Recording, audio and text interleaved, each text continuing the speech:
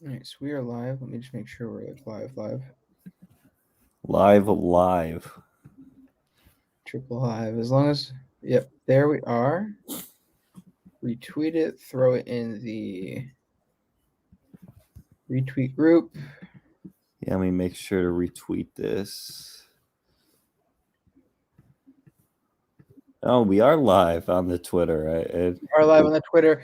For those of you who are just starting the top of this, welcome to the MLB Daily production studio, however we want to call this, as we're going to try something a little different this off season.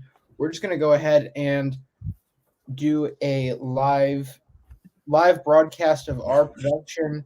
Obviously, it'll be a little more refined for when we get into the actual games, the actual podcasts, all of that, the stuff that you're going to find on Spotify, iTunes, Spreaker. It's going to be a little more professional looking than this, but we'll have a little bit of fun with this. Certainly interested to see if we get anybody in the arm barn here. Go ahead and comment if you're once you get into the arm barn. The Arm Barn. I love it. We should probably do kind of a normal introduction to the episode, though. No, because for the Oh, people who are not listening to this live, I don't know what you're gonna be, or exactly where we're gonna start it. So we might as well just take it right from the top. Do we want to spoil right now as to what we're gonna be talking about in this first segment, or should we hold off until we do the intro? We might as well go through the whole thing, seeing people are expecting our episode triple header, our little 2 hour marathon of sorts here today. So we're gonna go ahead and start with our awards ceremony, or not award ceremony, excuse me, the MLB awards. I'm having a little trouble talking here all of a sudden, taking a month off, but that month off was certainly good for both of us, I can say. Anyway, we're going to start with the Major League Baseball awards. We're going to move over to some free agency reactions after about a half hour or so. And then after that, we are going to go ahead and finally finish off our MLB Daily Hall of Fame, the segment that we kind of said we were going to do during the playoffs and then completely forgot about. So, Brandon, are you excited for this? So excited! It's our first time talking since games right after Game 6 of Well, it's not the first time we've World talked, but it's Series. the first time we've seriously talked baseball. First time we've seriously talked to a baseball with the I've microphones actively on. I've actively avoided Brandon since the recording of our last episode, just to make sure these shows stay fresh. Abs- well, All right, I, what do you say, I Brandon? cannot say whether there's truth to that or not, but I am excited to get right into this. All right, so let's go ahead and let's see. How many awards are there? 1, 2, 3, 4, 5, 6, 7, 8 divided by 30. So we can go like 4 or 5 minutes for each. Okay. Okay. So Brandon, you want to count us in for good old time's sake? LJ, I will. You can take it away in 5, 4, 3, 2, 1. Welcome to MLB Daily, your one-stop shop for daily baseball content. I am LJ LaFura. Alongside me, I've got Brandon Karam, and we are a Belly Up Sports podcast. We are what they aren't.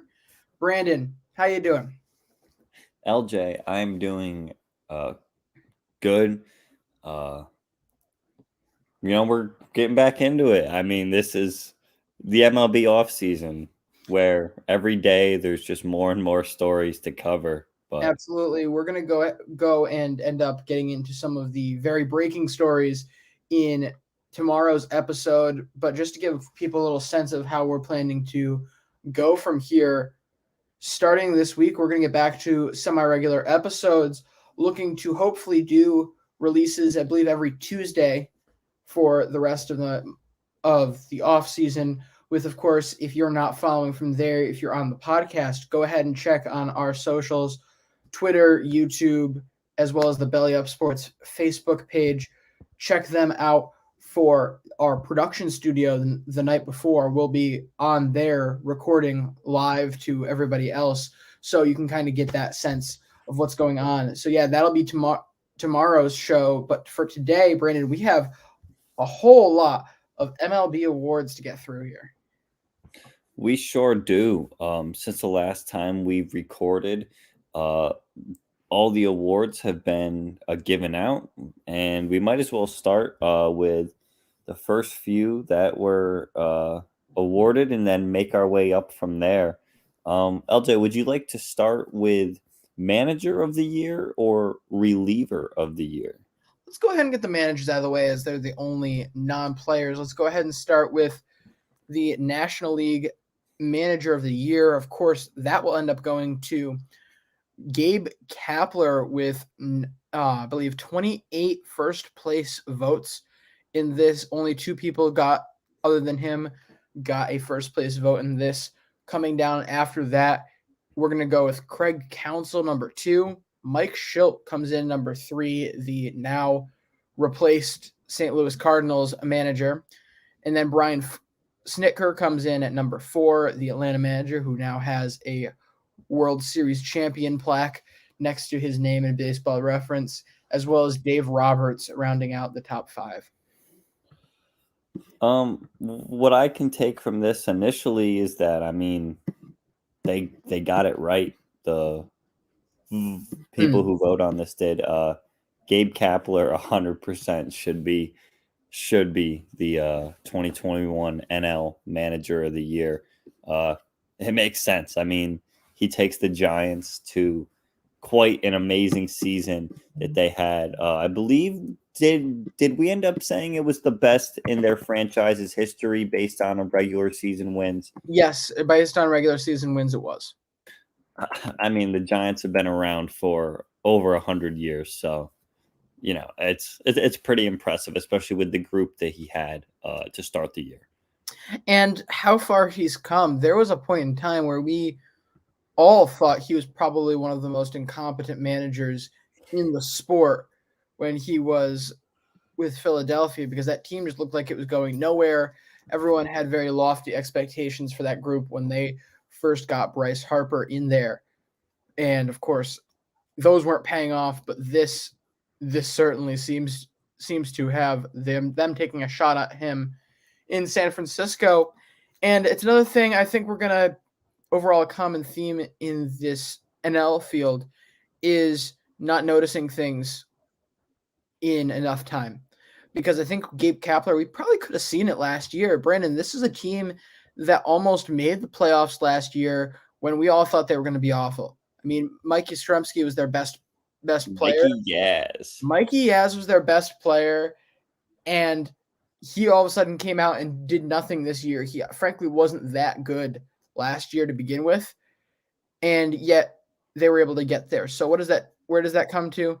That comes to a lot of the off the field things, a lot of the moves that were made to be able to make this a winning team.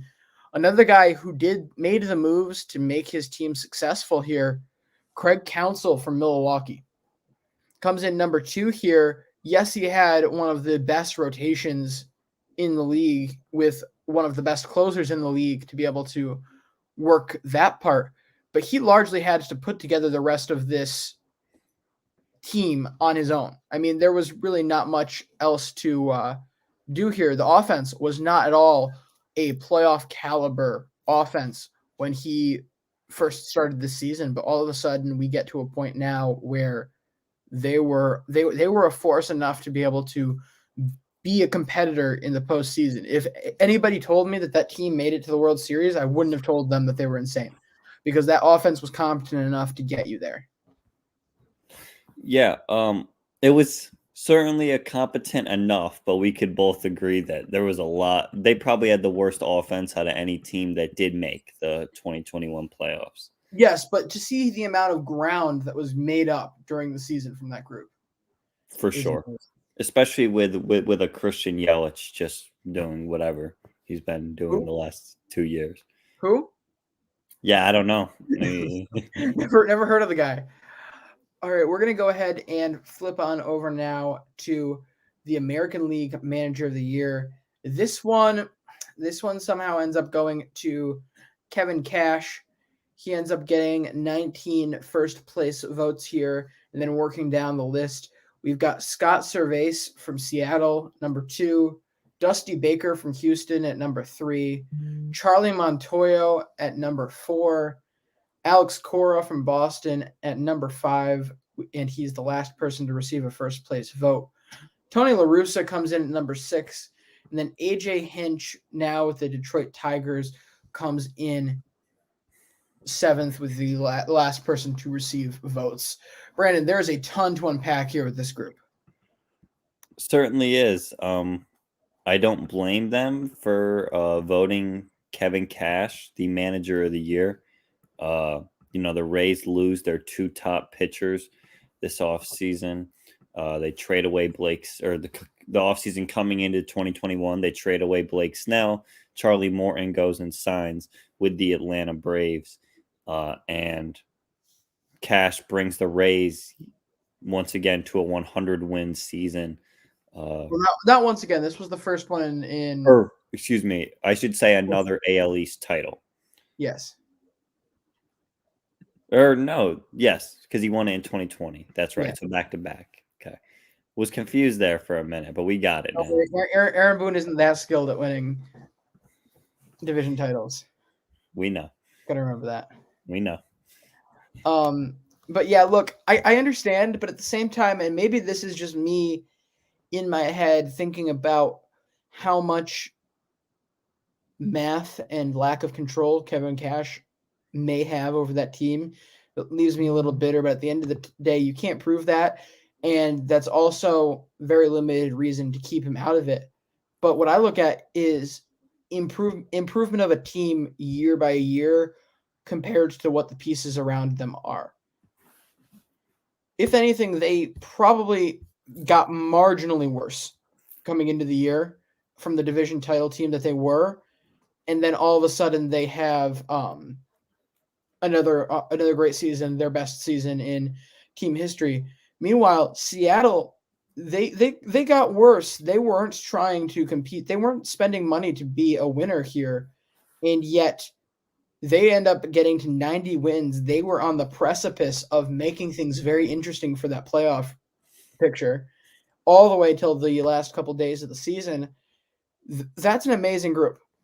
They were still alive on the last day of the season, remember, to make the playoffs. On game 162, they still had a chance to get in. So,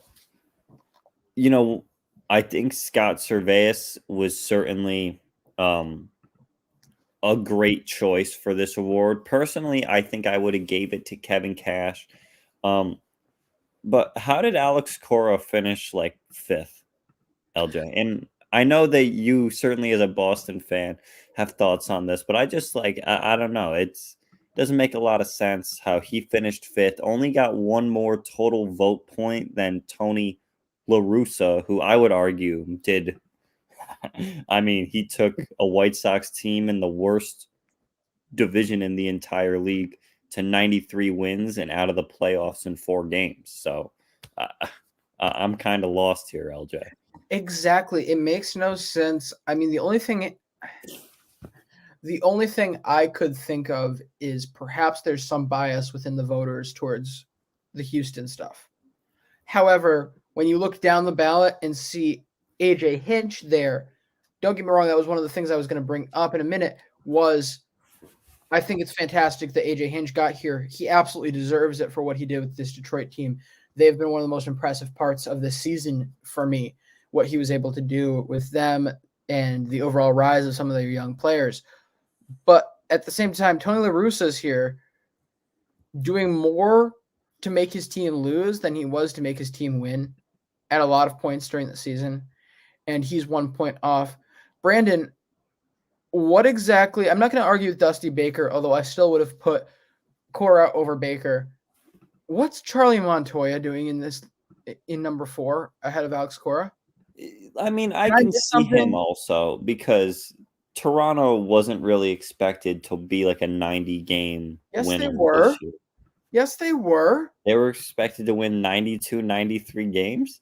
They were Right. supposed to be a playoff team this year. That's what matters instead of arbitrary win totals. Everyone was like, oh my gosh, these teams are going to be competing for this. It's going to be the Rays, the Yankees, and the Blue Jays all duking it out for the playoff spots this year. And then for the vast majority of the season, Toronto found ways to underwhelm. And they consistently were the fourth best team in that division. Now, that's not their fault that the Red Sox crept up on them, but they still would have been the third team out of the Yankees and the Rays if it was just the three of them. That's underwhelming, and they ultimately choked down that last stretch. And that I largely will put on the manager, especially all of the thoughts we had on them to end the season with the lineup card thing with Tampa. Yeah, I mean, we do have to get on to the next award, but I would agree with that assessment. I would say though, heading into September, Montoyo had a chance to win that award, and their September collapse did not help his chances whatsoever.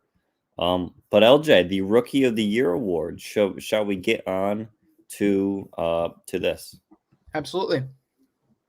All right, we will once again start in the National League with the winner of the NL Rookie of the Year going to Jonathan India of the Cincinnati Reds, getting 29 of 30 first place votes. Behind him, Trevor Rogers of the Miami Marlins, fantastic pitching season for him. He gets the last first place vote. Then we have Dylan Carlson, Patrick Wisdom, Ian Anderson, Frankie Schwindel, Tyler Stevenson, David Bednar, and Vladimir Gutierrez rounding out the NL Rookie of the Year voting. LJ, in terms of the winner, Jonathan India, he had a great season, was consistent throughout the entire season, and was by far the guy who should have won this award for sure. By far, I think is a slight stretch. Okay. I think one thing could have very easily changed this and blown him out by a mile. If Trevor Rogers plays a legitimate share of a season, not legitimate share, 130 innings is nothing to scoff at. But if we're talking about 50 more innings or at least over 150 innings, there's no way I don't give that award to Trevor Rogers. And a fantastic season from him, but also from India. I'm not trying to take away from Jonathan India here. I just think he really needs to be taken into account here. Oh no, you're absolutely right. I mean, let's not forget Rogers was an all-star. He didn't make the all-star team from Miami. And the season he had this year was really good. I think it is that innings total that did scare voters off. But I mean, a 2.55 FIP in those 133 innings. He looked to be his pitching style, I think, looks to be very consistent, and hopefully Miami has kind of etched in another one of those starting pitchers that it seems that they're going to have a lot of them coming up soon. All these young guys. So, Brandon, you're not looking at the big picture here. Only 7 wins.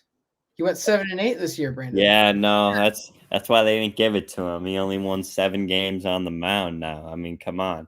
7-8 with a 2.64 ERA. That don't mean anything back in the 80s. He wouldn't even get a vote for this award. He wouldn't be on the team. No. He would have been loose already. Anyway, let's go ahead and move on now to the American League side. And I swear that this ballot was put together by a child. Cobbled together by an actual child. Let's go ahead through this. Randy Arozarena, to really not much surprise, is the American League Rookie of the Year, following up on his terrific end of the 2020 season. He gets 124 votes. Coming in number 2 is Luis Garcia. Coming in number 3, we've got Wander Franco. 4, Adolis Garcia. 5, Emmanuel Clase, the closer for the Cleveland Indians. Ryan Mountcastle comes in at number 6 for Baltimore. Shane McClanahan for Tampa comes in at number 7. And then at number 8, Alek Manoah of Toronto.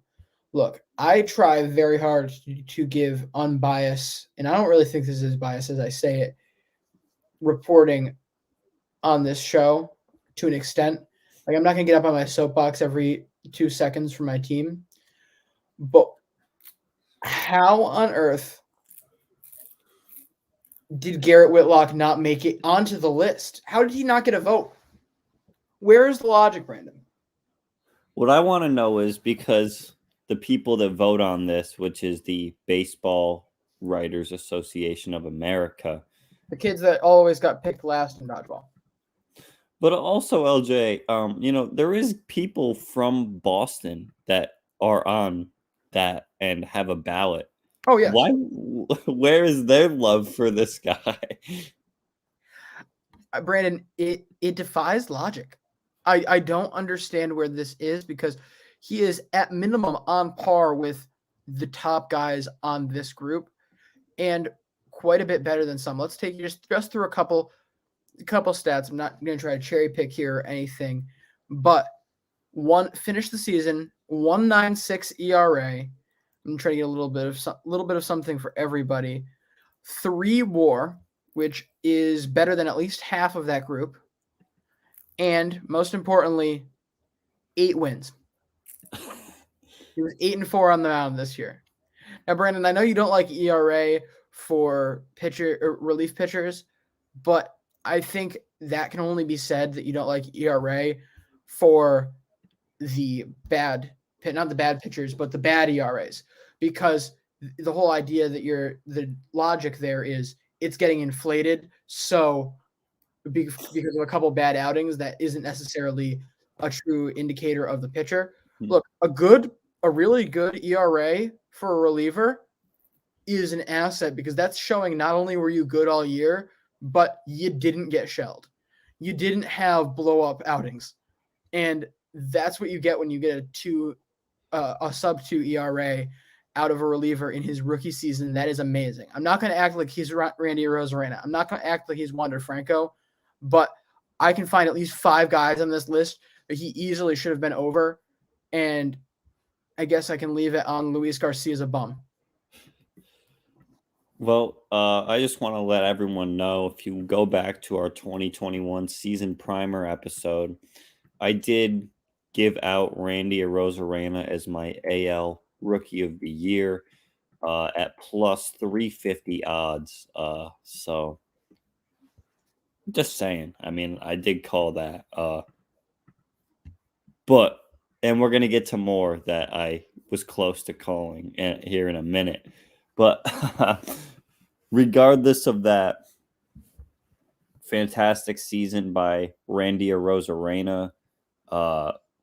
We all know that had Wander Franco played anything more than 70 games, this award would have been his. Is that right to say? Oh my gosh, easily. If he had gotten another month in there. If he got another 2 weeks in there, this is his, I think. With that being said, though, you got to be happy if you're Tampa, though, right? Because the thing I'm looking at here is we're all talking about how it was a matter of weeks before Randy Arozarena loses this award. He still should have been an all-star based on his WAR this year. If they did end of the year all-stars, he's there. And more excitingly, a 2020 season in really technically your first year in the league. That's really good. And it's not like he's one of the focal points of the team. They're not going to overly protect him. They're going to let him keep doing his thing. And who knows, Brandon, could we end up seeing 30-25 out of this guy a couple times in his career? Out of Arozarena? For sure.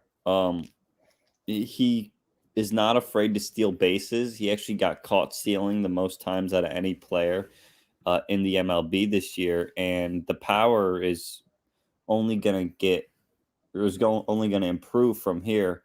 It is worth noting he is going to be on his age 27 season starting next year. So he is a bit older, but will still be a main staple of the Rays teams for the next at least half decade. He still has time. How about we go ahead and get into these NL Cy Youngs? Let's do it. The NL Cy Young Award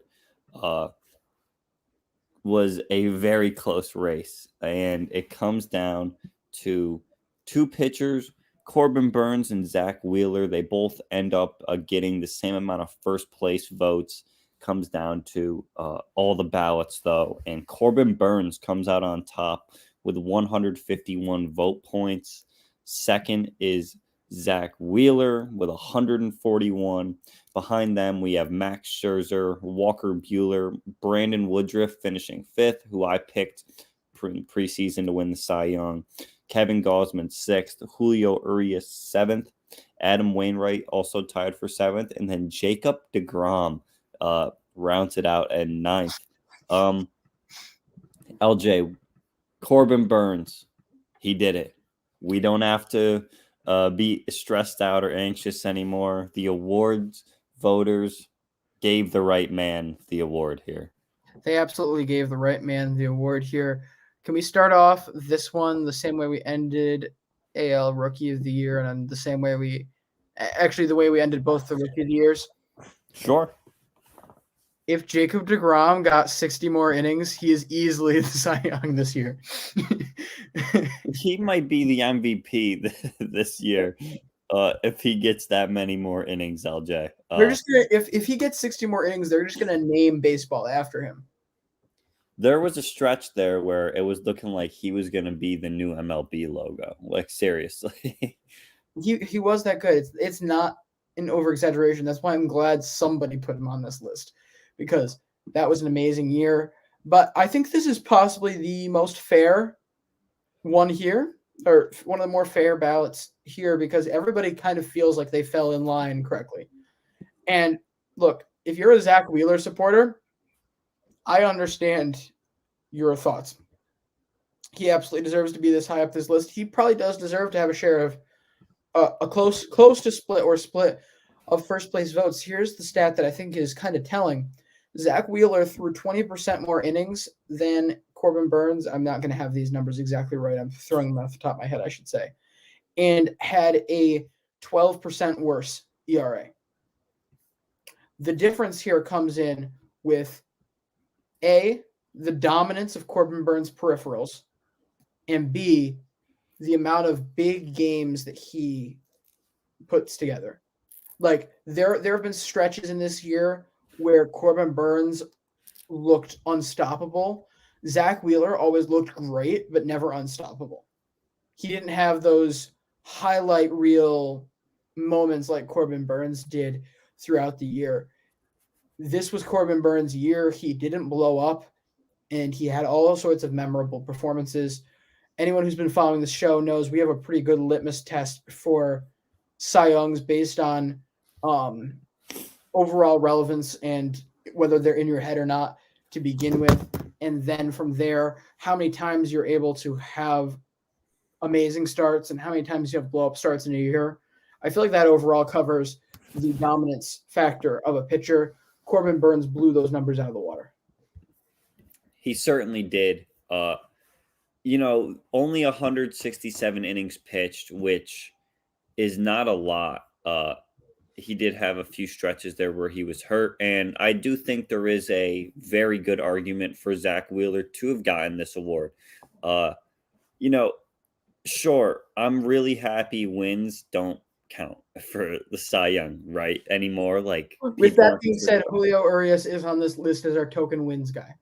Right. I mean, he was also like he's probably on this list for a little more than that, just a little more than that. I think also though, for Urias, before you continue with your point here, and then we'll move on. It's the significance of the number too. He's the first 20-game winner in the National League in like 5 years.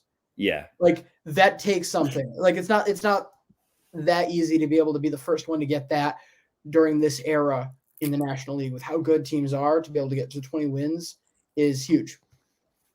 And certainly having a super team lineup helps that as well. But regardless, look, the thing with Zach Wheeler, he faced the most amount of batters in the league this year, right? And if you're talking about overall who was the most valuable pitcher to your team this year, I do think it's Zach Wheeler. He really didn't get hurt at all during the season. He started 32 games, which is pretty much one off of what the league lead is. And he led the league in strikeouts. He's still, with all those extra innings that he had on Corbin Burns, still had a very solid ERA to boot.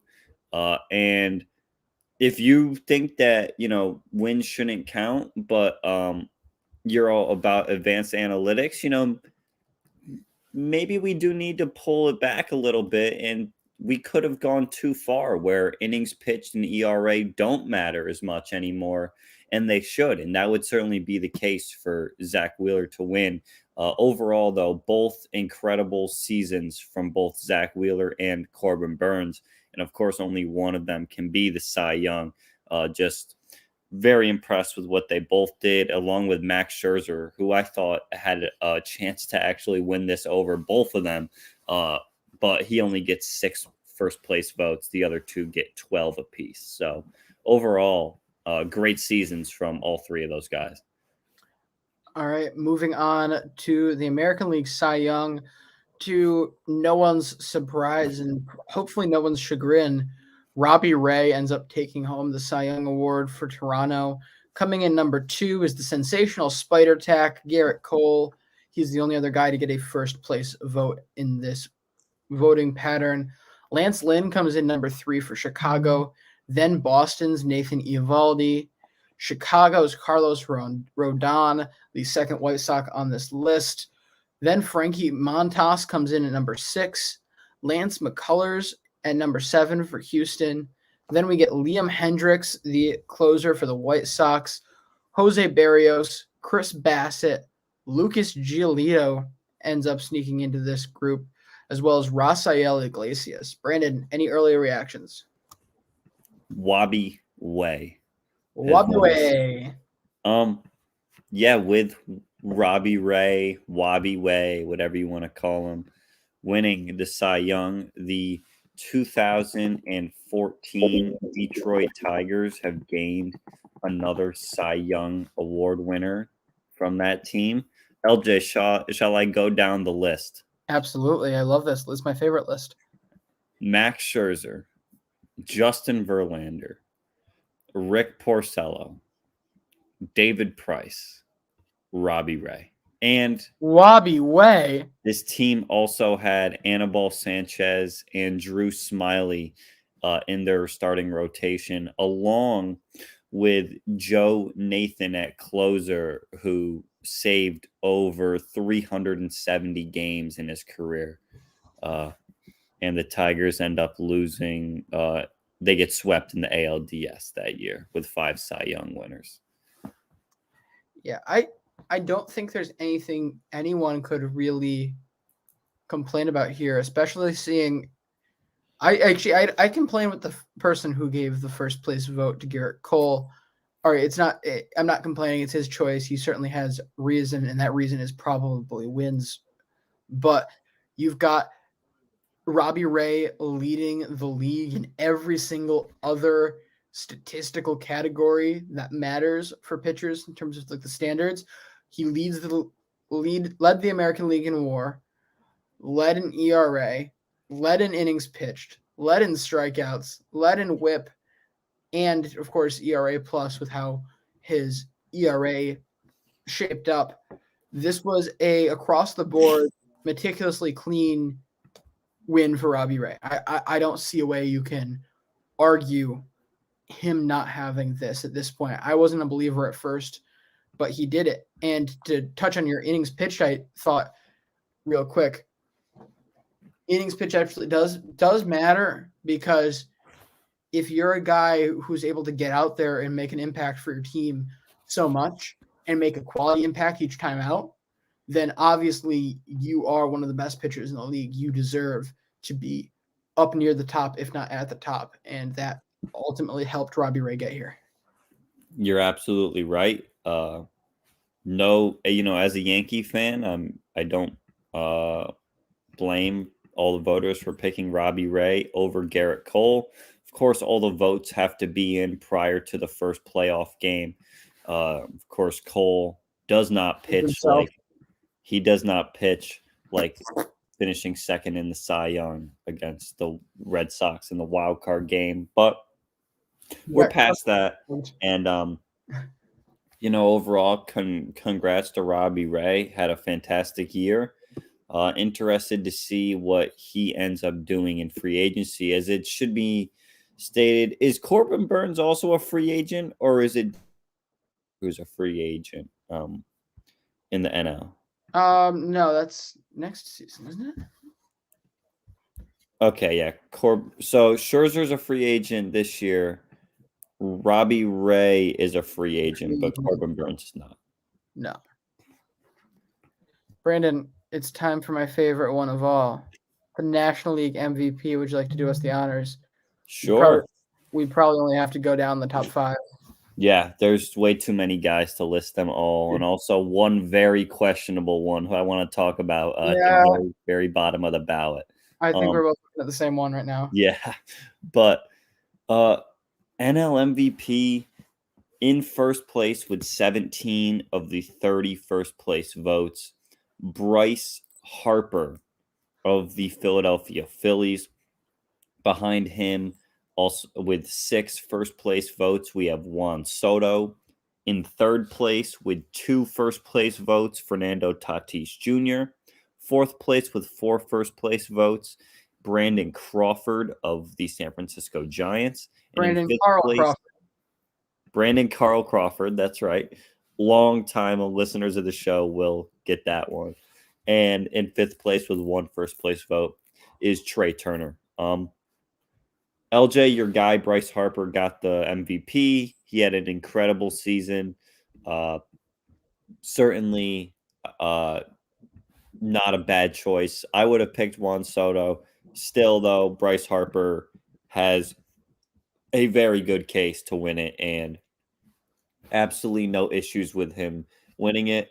LJ, prior to you jumping in here real quick, I just want to say Brandon Crawford in 4th place, getting 4 first place votes seems a little crazy to me, but it's whatever.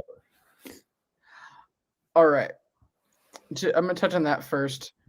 Brandon Crawford, 4th place, doesn't seem crazy. 4 first place votes, yeah, that seems crazy.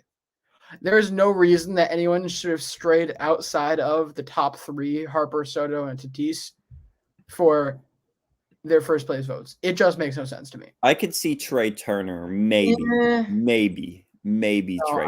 I don't feel like that was there. It was there. Just no Brandon Crawford, though. But Brandon Crawford, no, I don't think Brandon Crawford or Trey Turner, it wasn't there for me. But that is a matter of opinion. What's not a matter of opinion is that Bryce Harper is the MVP. It is not a matter of opinion that Bryce Harper is good, because that is fact. Once again, came out and proved it.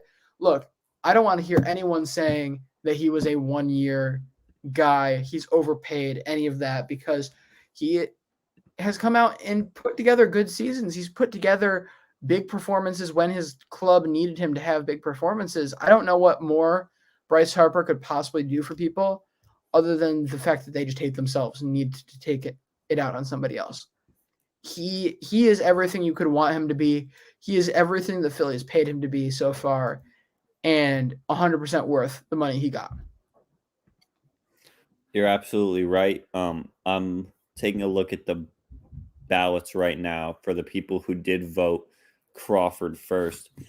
One ballot went Crawford. One ballot put all Giants players. I'm 90% sure of it, because there's no reason Kevin Gausman or Lamont Wade should be on this list. Yeah, so the same. So I'm actually looking at that right now.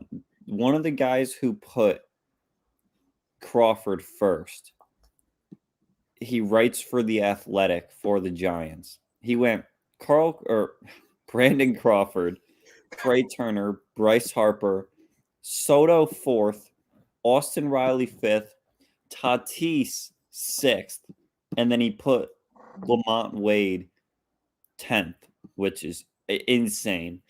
Another one here, we have Brandon Crawford. This is someone who from the San Francisco Chronicle. Brandon Crawford, Trey Turner, Tyler O'Neill 3rd, Tatis 4th, Harper 5th, Soto 6th. They're just in completely imaginary land here. No, I genuinely didn't see a way that at least the top two. I can understand people with the injury issues and overall disappointment that the Padres were this year. I can understand people hating on Tatis a little bit, but there's no way that the top two should have ever been touched. I'm sorry. Also, the guy who put a Kevin Gausman, he's actually a writer for the Rockies.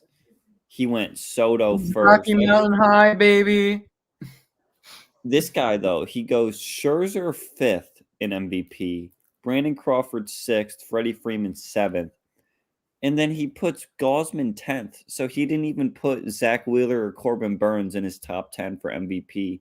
Instead, he puts two other pitchers there, which it's okay. But, this is why we get weird voting results every year and why Lamonte Wade will now have an MVP thing on his baseball reference page for the rest of his life. But it's okay. Not to say he didn't have a great season, but it just wasn't it. It was not. All right. AL MVP, LJ. AL MVP goes honestly mostly the way we expected it to. I think that's fair to say, at least through the top three. Shohei Ohtani is your unanimous American League MVP after a historic season on both the hitting and pitching sides. Next up goes Vladdy Guerrero Jr. Vladdy Daddy. Marcus Semien comes in at number 3. Aaron Judge of the New York Yankees comes in 4. Carlos Correa ends up at number 5. Brandon, I can't really argue with any of this. I really can't. But the top 5 is beautiful, actually. It's perfect. No, I know. I don't even remember who I had in my 4 or 5 spots. That would help me check. But I remember I definitely had Judge. I don't think I had Correa, but I love Correa now, so can't complain about that. But it was almost kind of immediately jarring to see Judge there. I mean, his stats are certainly worthy of it. I'm not doubting that he's worthy of it. It just felt a little high at first, but looking down this list, I can't see anybody I definitely had to take over him. Some more interesting ballot stuff here. So Vladdy gets 29 of 30 second place votes. The one person who did not vote him second is a writer from the Kansas City Royals who puts Salvador Perez number 2. I don't know how you can say Salvi had a better year than Vladdy Jr., but that's okay. For third place, Marcus Semien gets 24 of the 30 third place votes. I believe 4 of them go to Aaron Judge. 1 of them goes to Vladdy. It was from the person who voted Salvi Perez second. And 1 of them, actually 2 more of them go to Salvi Perez for third. So overall, a lot of consistency within the top 3 ballots, though. I'd say looks like about 85% of these ballots had a top 3 of Ohtani, Vladdy, and Semien. As they should. Again, yeah, because realistically, when you look at all of the things that we've looked at combined between the statistics, the off-the-field impact, the overall player impact on the team, and on the team's winning, when you look across the board, outside of the top 3, everyone else is flawed in one way or another. But there's no real disputing the other 3, especially Ohtani. Honestly, especially Ohtani. With the way you break down these numbers, a 9.1 wins above replacement seems like a little bit of a letdown here. It does. You would expect him to have been over 10. uh, it's almost like he needs to do more. LJ, he's not doing He's gonna enough. get out there for more innings, man. Yeah, come on That's now. what's gonna bring it. That's what. He has What's to gonna play in lower the the big field. bucks. He can't take this DH defensive value. That's what's killing his WAR, LJ. No, you're right. Get him out in right field every day. We need to. That's it for the AL, right? There's not much more to talk about here. My guy Cedric Mullins cracks the top 10. Brandon Lau cracks the top 10. Both guys who I had on my ballot. I actually think I got everyone on my ballot in the top 10 except for Salvi Perez. I'm going to check right now, but I could have been really close. Oh, and except for Kyle Tucker, who only got on one ballot, which is an atrocity, and I would like to. Well, I would also like to know who Mike Zunino had to pay to get on this ballot, but that's a song for another time. Actually, not a Rays writer, so I am shocked. I Oh, don't- he was on a Baltimore Orioles writers, number 10. Nice.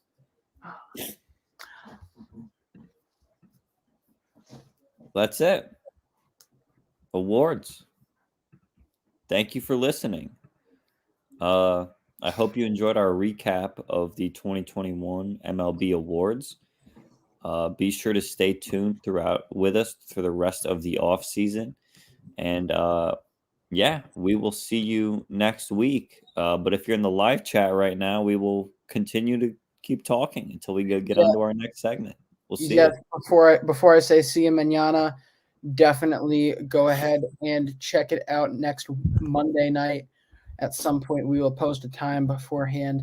We'll be doing another one of these live productions for our weekly show.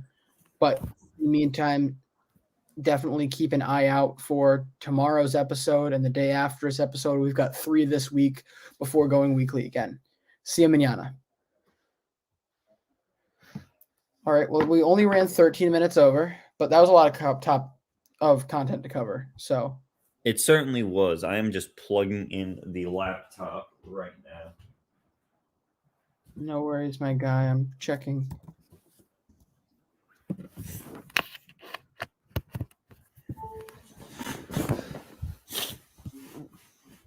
We should probably do the what's it called? The Hall of Fame show next, because I feel like that will be quick. Will it be quicker? Because I feel like we can. I don't know. I thought. Which day do we want to release it though? Because I feel like Hall of Fame would be a nice thing to put on Thanksgiving. So you want to do that one last? Yeah, I think that was my thought process. Okay. But I'm gonna text you the list of things we are talking about for the news, off-season news. Yeah, I was gonna let you. If you stuck with us in that first live, thank you. Hope you enjoyed that. LJ, was that the first fully live episode we've ever done? You mean the first one where I didn't panic and end up having us cancel the live 5 minutes into the live? Yes. Well, not bad. I mean, if you're still listening, watching. Thank you. All right, I just texted you a little thing, and then I have the rest, which I am compiling right now. Yeah, let's try to keep it to, because how many topics did we talk about that last section? Quite a few. 1, 2, 3. I feel like I'm missing 5, 6, 7, 8. If we can keep this to 8 or less, I feel like that's. How many are we at? How many did I text you at first? 1, 2, 3, 4. Okay, so we can talk about Aaron Loop because he signed today. Yes. Oh, what's the other move today? Oh my gosh, it was right before we got on. Oh, DeSclafani. Yep, DeSclafani. Add him to that list. I'm just looking to see if I missed something, even though I look at this every day. I think we got like the majority of the big. Like, there's nothing big we're missing, right? No, not that I can think of. Okay. Because I mean, and anything else can to be grabbed next week. Oh, do we want to talk about Seiya Suzuki because he's getting posted tomorrow morning? Admittedly, I have not looked enough into him to be able to talk. Okay, we can wait. Yeah. No, that's a good group. Okay, so what do we have? 6? 6. 5. If you include 5. 6 with De Sclafani. Yes, 6. Okay, so 6 times 30. So 5. 5 minutes. So we'll start to worry about round 4. All right. Segment 2. We ready? LJ, take it away in 5, 4, 3, 2, 1.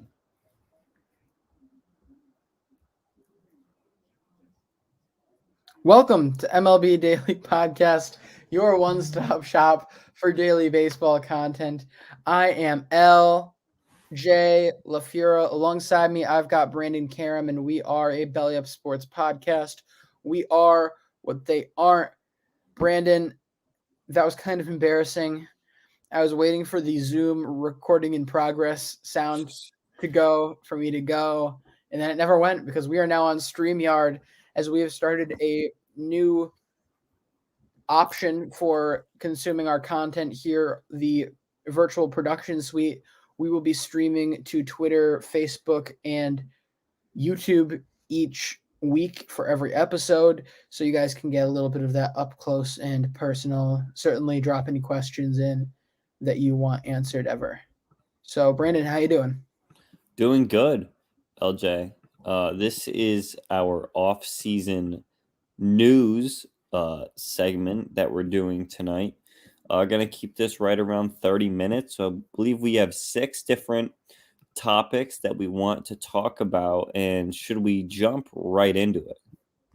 Yeah, let's get going. All right. First piece of news, we're going to be talking about Noah Syndergaard, previously of the New York Mets, is a free agent this offseason, and he signs with the Los Angeles Angels.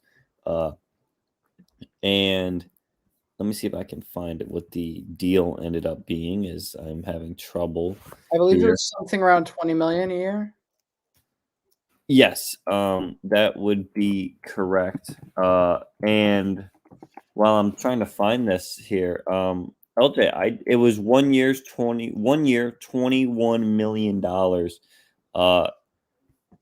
And I called this on the last show that we had after the World Series. I said Syndergaard to the Angels, and then you came up with some kind of comment that was like, "Oh, like an average pitcher for an average franchise," or something like that, something along those lines. I mean, don't get me wrong. I probably said something along the lines of exactly what I'm going to say here. I respect the fact that the Angels are making moves. However, if they had spent their money wisely in the first place, or B, pooled all this money they've poorly put together, they would be in a much better spot than they are and are going to be. Because here's what's going to happen with Noah Syndergaard. He's going to have a couple good weeks here. All of a sudden, the summer heat's going to turn on, and all of a sudden the injuries will probably turn back off. Look, we've seen this guy pitch 2 innings of major league work since he got back from surgery. And before the surgery, he did not look good.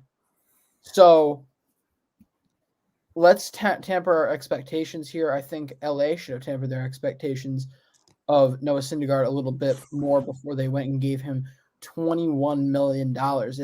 If this hits, great, good for them. They now have their number 2 or maybe even their number 1 for this team. But you cannot tell me that if they hadn't tried to screw around last offseason, bringing in a bunch of cheap value guys and bringing Syndergaard in like this, they couldn't have gone and paid a Garrett Cole. They couldn't go right now and pay a Max Scherzer with that same money. Somebody who's a known quality, somebody that isn't this type of risk.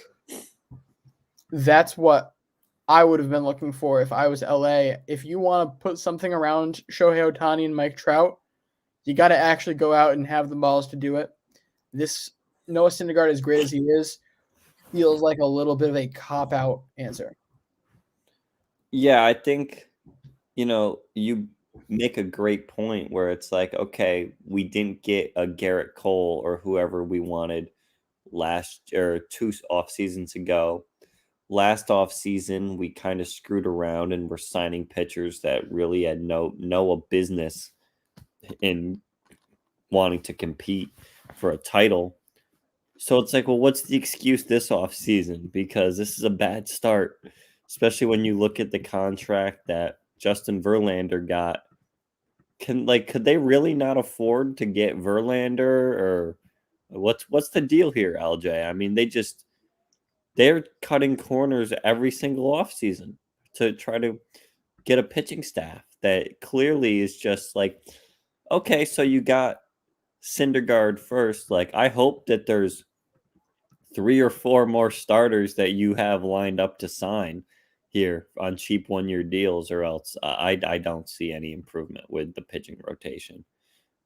Yeah, again, part of it is depth too. Is like this team also sorely needs rotation depth. So would they have been even better going mildly cheaper again? Going after guys like Alex Wood is trying to secure a 2-year deal, a little over $10 million with the Giants right now. There's so many names. It's crazy how deep the starting pitching is this offseason. If you were to rather than take him at 21 million, if you were to reinvest that and get 2 guys at 10 million that are good, and there's plenty of guys that you can find and statistically back up that these guys have a much higher potential. It's not like they're buying guys off the bargain rack. This isn't Jose Quintana that they're bringing in here. Alex Cobb. Exactly. This is a guy like Alex Wood. There's plenty of these guys named in there. There's plenty of Jimmys and Joes who could have much more easily dealt with this problem of depth and talent than Noah Syndergaard. What's up with Marcus Stroman? They couldn't pay him. I don't think their fan base is wild enough for him to get involved. I hate Marcus Stroman. All the fan bases are wooing Marcus Stroman right now. Did you see? There's just so many names out there. Like, I think the point is Erod, who we're gonna get to in a minute. There's just name after name. Carlos Rodon, John Gray, even just so many names here, and no showing. It just feels like Syndergaard. It's like they have 2 options that would easily solve their problems: either going for semi-quality depth or going and getting a star, and yet they always choose, rather than to make a choice, they choose to go down the middle, and that's never going to work. It never works in anything. Well, could be another frustrating year for the Angels and their fans, but a team that is certainly on the rise, and we talked about a little bit in the first segment of this where we were going through the awards. What about the Toronto Blue Jays and them extending Jose Berrios, who they traded for during the middle of the season? They get him at the trade deadline, and they signed Jose Berrios to a 7-year extension, I believe, with a total of $131 million. Huge for Toronto to lock him up. He gets Cy Young votes this year. He looked excellent when he was pitching with the Blue Jays, and just a really smart move by their front office, in my opinion, to lock this guy up. You know what I said last year now. Minnesota would have been a really good team if Byron Buxton and Jose Berrios, the 2 young promising guys that they were counting on, stepped up and played like they were supposed to, they did. They really genuinely did. And particularly Jose Barrios looked very, very good. And he immediately went from Minnesota to Toronto at this deadline, and that can screw with a lot of guys. But what does he do? A very minor drop in production here. I'm looking at a 0.05 increase in his WHIP and a 0.1 increase in his ERA. That's like nothing.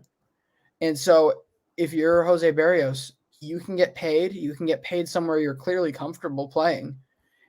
Why not go do it? And then from the Toronto side, they gave up quite a bit to get a guy who's going to be able to be there and be in the middle of that rotation for a very long time. So you can't just go into this looking at it like a 2-year rental. You got to look at this, especially knowing that he hit. You have to look at this as a long-term solution. A long-term solution that you can plug this guy in some order around Hyunjin Ryu, Alek Manoah, and Nate Pearson for the next several years and be okay. What Toronto's building there scares me now, especially that they got Jose Barrios extended. You look at that lineup, of course. Robbie Ray still a free agent. We don't know what Toronto's going to do with him, but they have a lot of pieces there, both pitching and hitting, that scare me tremendously as an AL East fan. But overall, great front office work by Toronto to extend this guy, especially after you did have to give up quite a nice prospect package to get him. And overall, really good move, I think, for them. He's only going to be on his age 28 season, still has a lot left in the tank.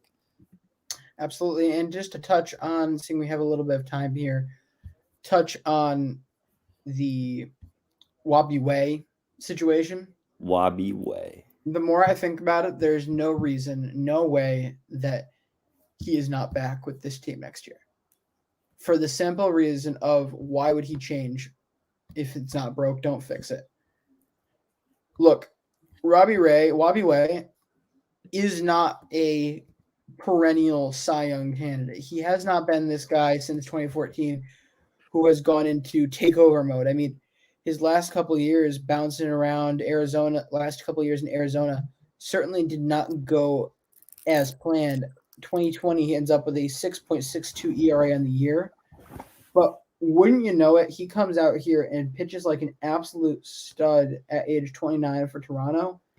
These are the type of guys that shouldn't be going around changing their routine. He's obviously comfortable there. He's figured out a winning formula with that team. He should do everything in his power as long as the money is comparable to return to Toronto. No doubt about it. And that's without even talking about winning. Great points. You pretty much covered everything there. It was quite perfectly said. LJ, let's talk about a guy who you know a lot of, you've watched a lot of. Erod, Eduardo Rodriguez, pitched for the Red Sox from 2015 through 2021, becomes a free agent and signs with the Detroit Tigers. LJ, first of all, you did not think that he would be coming back, correct? Do I have that right? I did not really want to see him come back. That is not any indictment on his ability to play. I just thought there were more interesting options for this team than what Eduardo Rodriguez could give them. Look, this is a great grab by Detroit, and I'm going to tell you why real quick to start off this segment before Brandon's, of course, is more than welcome to add in anything I miss here.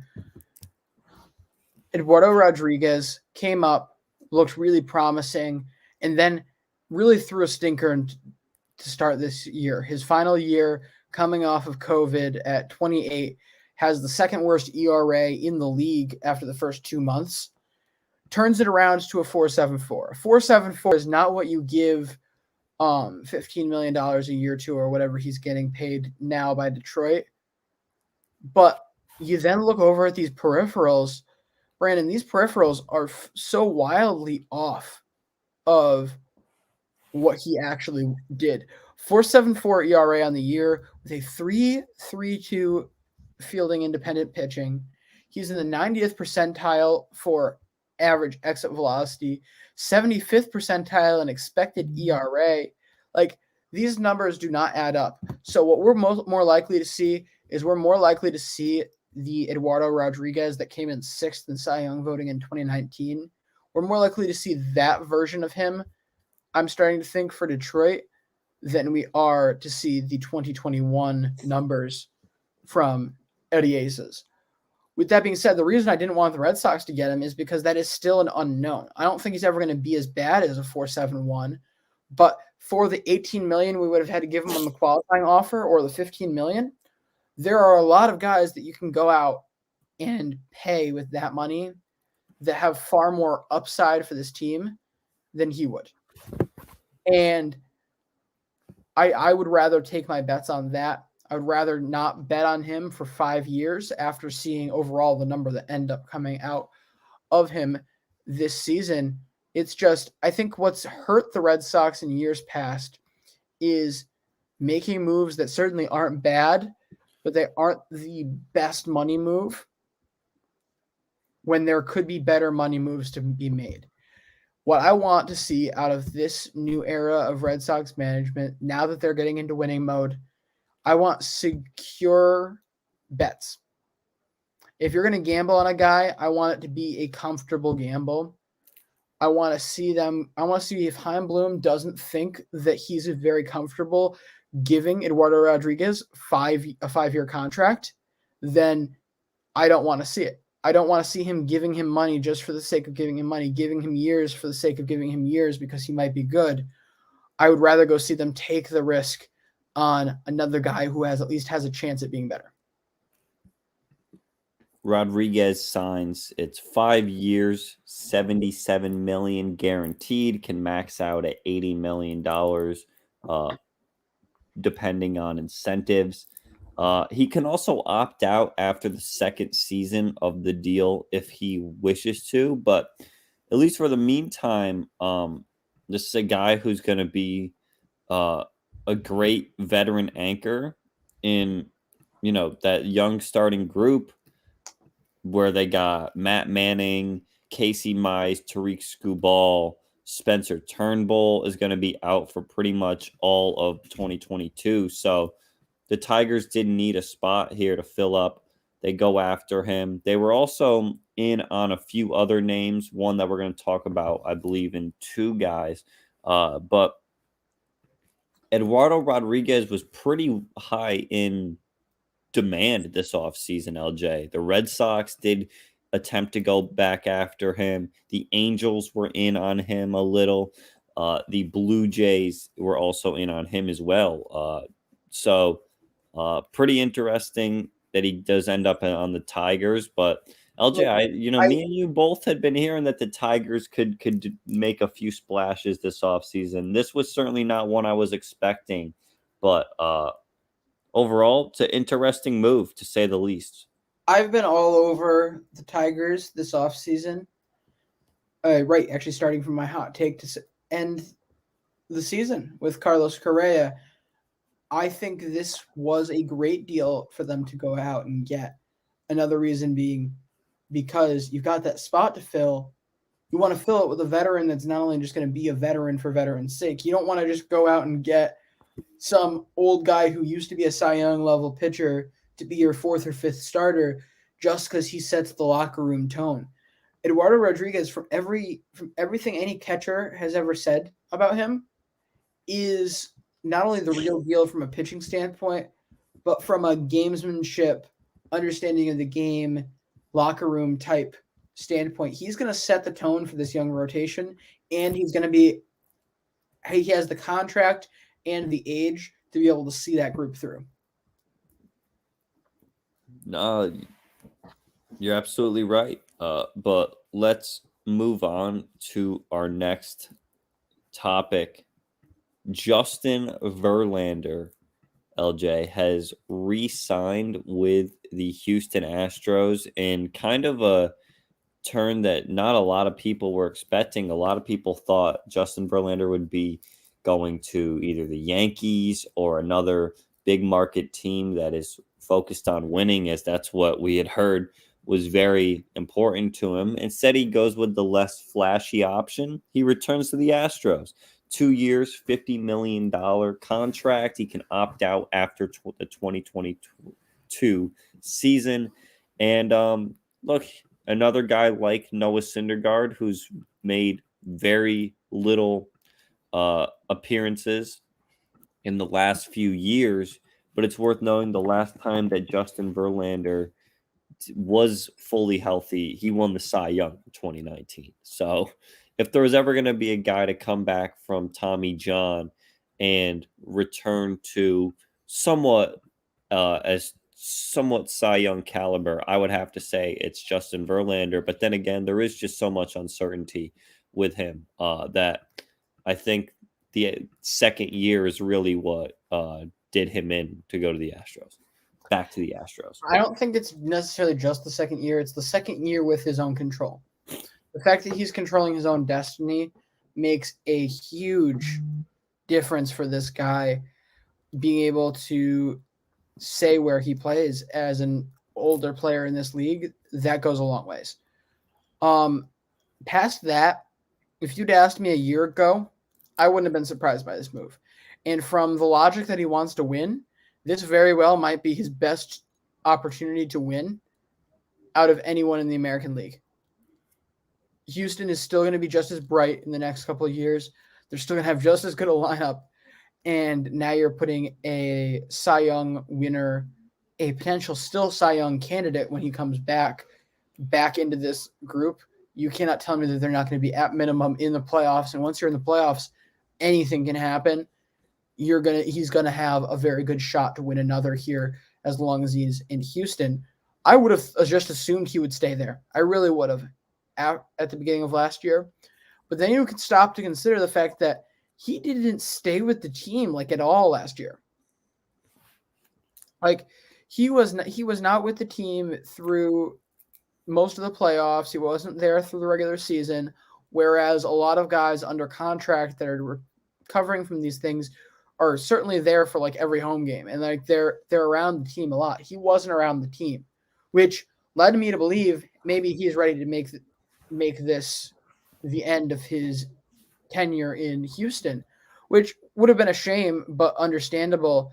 That's why I think it's a curveball, not because Houston would be a bad place for him to be, not because there's anything wrong with it. It's just the fact that if you're going to be with the team long term, why wouldn't you be with the team all season? No, yeah, you're absolutely right. Whoa, zoomed in now on the live stream. Very fancy. You're absolutely right with that. And I think that at the same time, he did weigh his options. It's not like he was fully committed on going back to Houston or fully committed on going somewhere else. I mean, the report was the Yankees were very, very heavily in on him. They were only willing to offer him 1 year, $25 million. And it just makes sense for him to take the 2 years with the opt out and go back to the team that he was just on. So it makes sense. Brandon, as a Yankees fan, what was the purpose of not being able to give him a second year? Because we've already, look, the Yankees only have. So we do have the Corey Kluber thing where we did the same. It's not the same thing. It is not the same thing. Well, okay, it's not. All right, even if that's not the same thing. Contrary to popular, just what everyone thinks about the Yankees, we don't actually have unlimited amount of money. Really? Whoa, you're not like the most valuable franchise in the history of the world or anything. No, but we're also not like the LA Dodgers where we can just piss $8 million at Andrew Heaney and it just for literally no reason. We don't have that kind of money. The Yankees have other priorities than starting pitcher. They really do. I mean, they had one of the best rotations in the game in 2021 based on a lot of stats. Getting another starter does not seem like it's the main focus of the Yankees. They But seem to what be is the main focus then? If you're not willing to spend on a center starter, field, shortstop, and first base but every is that focus. isn't every report that they're not in on the top shortstops anymore? If we're not in on the top shortstops, then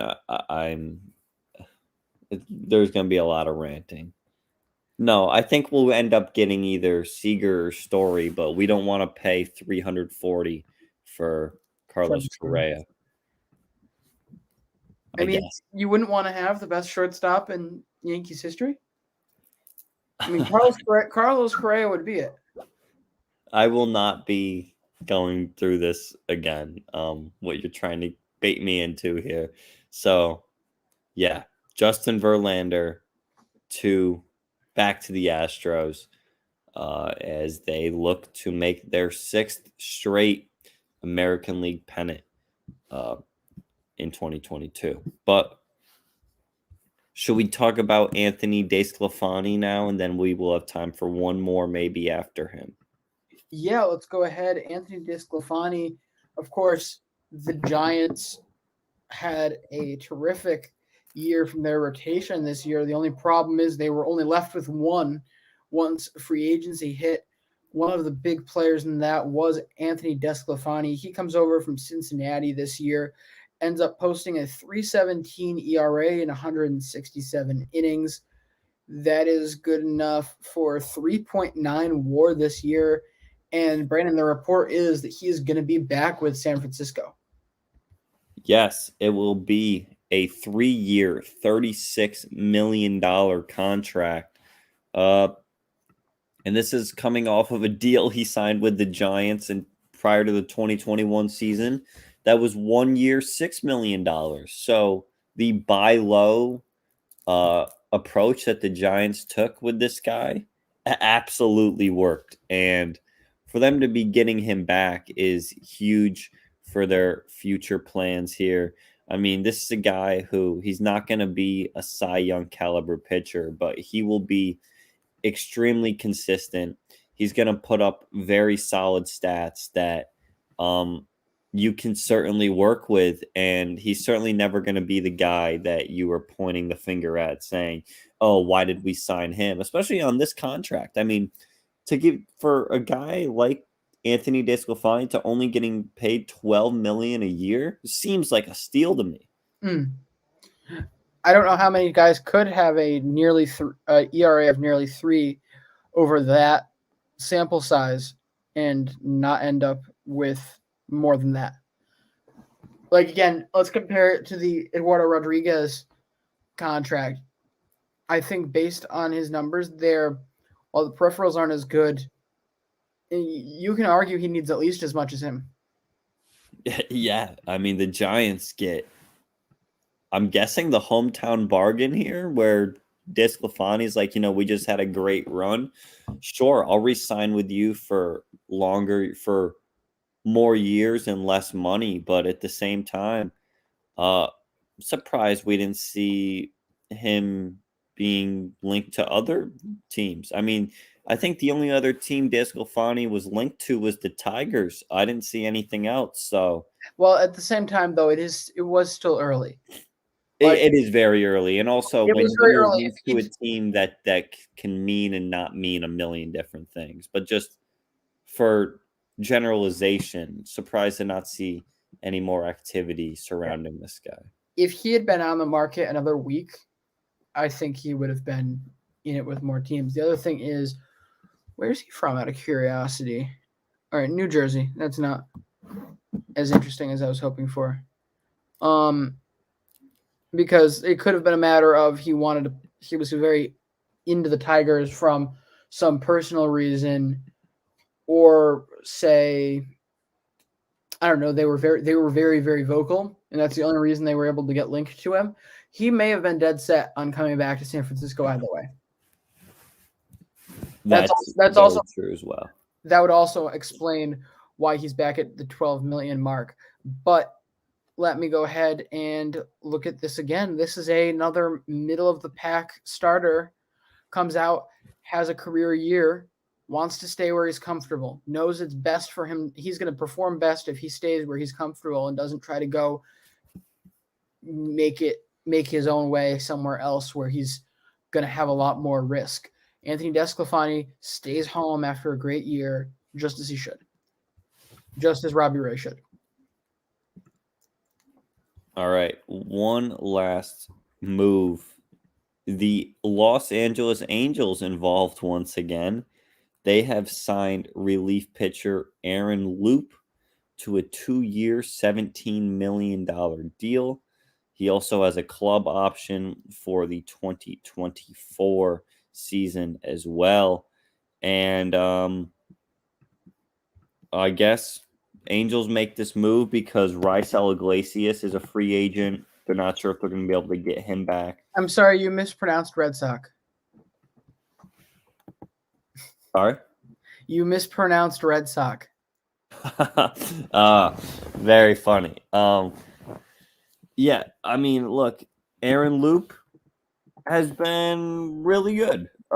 He's getting paid like an elite relief pitcher should. You look at his stats in 2020 and 2021, that's combined for 89 games pitched for a 1.43 ERA. And he's a lefty, so you get those late game platoon matchups with him. But other than that, not much to say other than the guy's been really good for really his entire career as a lefty. But I mean, okay, Angels, like is this what we're doing here? This is how we're building the AL West winner, I guess. Aaron Loup. I mean, and it's not like they're just throwing whoever they want in there. It's not like they're trying to replace Raisel Iglesias with a bunch of bargaining guys. They're at least going out and being aggressive regardless of if they can get him back. It's not the end of the world to lose major players as long as you're still aggressive in making the team better. And that's at least what I think they're trying to do, although in a very backwards way sometimes. Yeah. Aaron Loup, he doesn't allow that much contact, and when he does, it's very weak contact.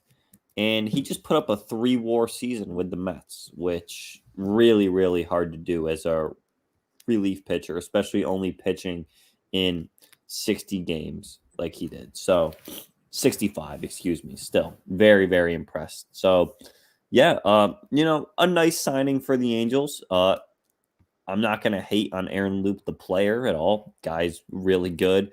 The Angels get themselves a nice lefty out of the bullpen, but other than that, there's not much more to this. It's a cheap contract, but nice money for a lefty setup guy, really.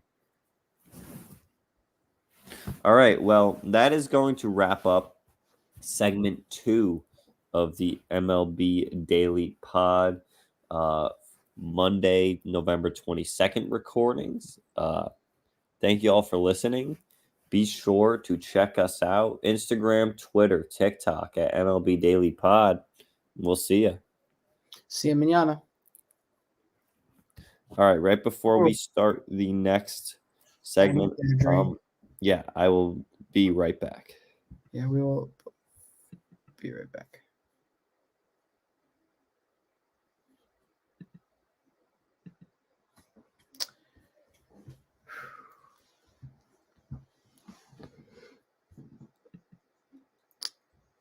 So if anyone is looking for a little bit of context, we've got one more of the shows in this triple header left to be done, and that one will be our MLB Daily Hall of Fame. This is a project we have been working on since the very beginning of the year. We have gone through slowly every single team in the league to be able to give them a nominee for our Hall of Fame. And so now we've got 31, I believe we're at 31 nominees. We have one nominee from every team plus an international player. Do we have the international? I don't think we have the international one on the list, but that's beside the point. Overall, I think we're going to go about 20-25 minutes here and try to give you guys some explanation as to why we end up getting down to our one nominee for the year. So we'll be right back with that.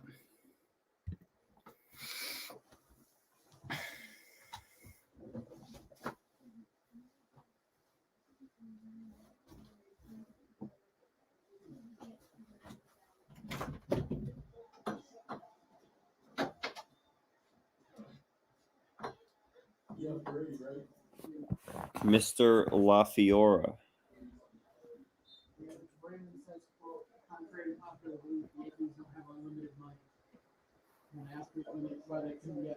Justin Verlander the second year.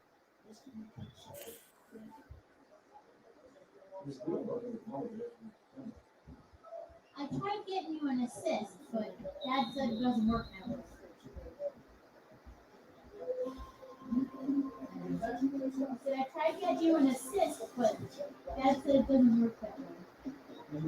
Trying Brady to get points for handing it off to Ronald Jones. They scored. I wasn't saying you should get points if you didn't score, but you should get assists.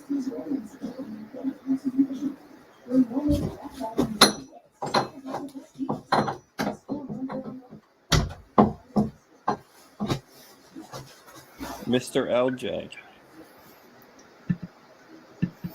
How'd you know I just got back? You had your microphone on. Oh. That would do it, wouldn't it? It would. I'm going to try to get rid of these nameplates if we're going to do it like this. Is there like a lot of customization you can do with this? Oh, yeah, this is not, it's a really nice system.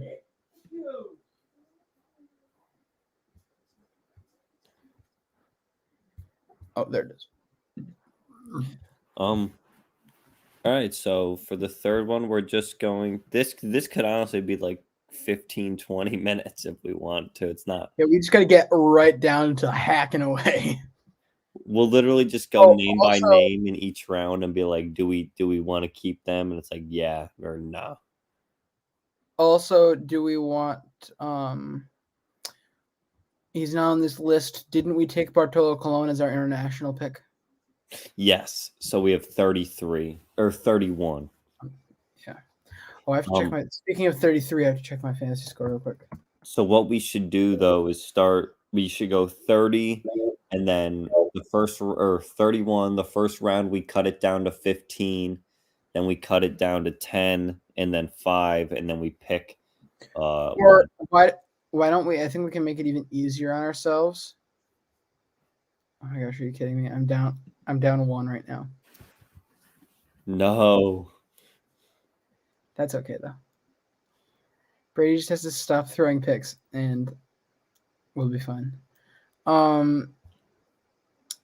Anyway, no, why don't we go through and figure out all of the guys we feel we can live without first? Okay. Because that could get us under 15. For sure.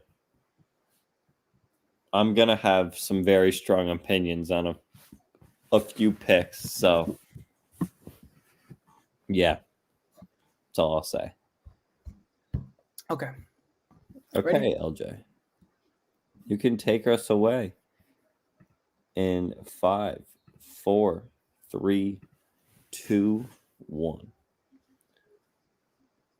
Welcome to MLB Daily, your one-stop shop for daily baseball content.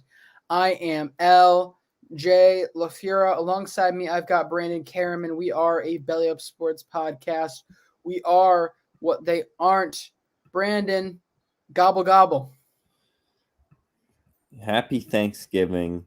Happy every holiday that you celebrate. You know, maybe you happen to be listening to this on Christmas, on your birthday, Valentine's Day. Happy holidays. to be honest. And welcome back to MLB Daily. This episode, we will be going through our first annual Hall of Fame pick.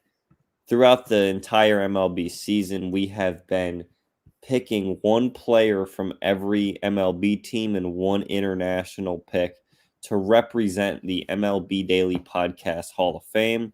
There is no criteria for these awards, just people me and LJ like from the organizations. It's as simple as that. LJ, anything else to add other than just we're going to be picking one here at during the show, but really there's not much to this segment. We just kind of like, let's just do a Hall of Fame. Let's just do a Hall of Fame. And I believe after this, once this show goes live, we're going to put together a poll to allow people to write in their own. So the fans will, the audience will get their own vote. The people absolutely get their say. Just keep in mind, the only link that is required is that you're just connected to the franchise in some way, you're a member of the organization in some way. So, Brandon, do you want to go half and half?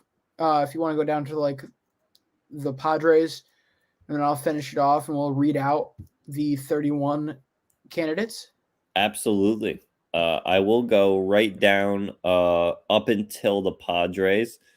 All right, we have Yankees, DJ LeMahieu, Red Sox, Xander Bogaerts, Texas Rangers, Brock Holt, the Cincinnati Reds, Jesse Winker, Miami Marlins, Jesus Aguilar, the Minnesota Twins, Nelson Cruz, rest in peace as you are now on the Rays.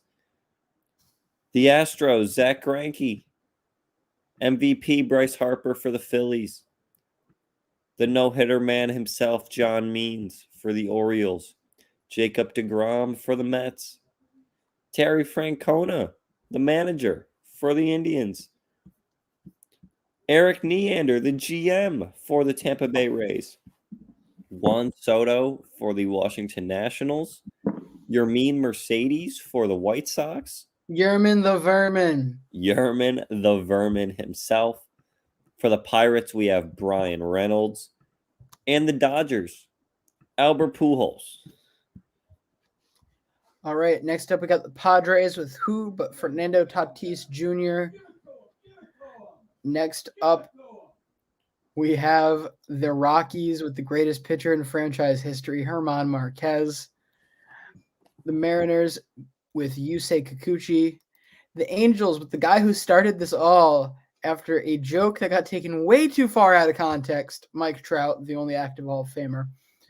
With the Diamondbacks, social media manager Kyle Payne. Next up, we've got the Braves with Freddie Freeman, Frederick, and the Giants with Brandon Crawford. Then we got the Blue Jays, Marcus Semien, the Cubs with manager David Ross, the Brewers with Corbin Burns, the Cardinals with Adam Wainwright, the Tigers with AJ Hinch, the Royals with Salvi Perez, the A's with Matt Olson, and our international slot going to Mexican. He's in the Mexican League, right? Bartolo Colon.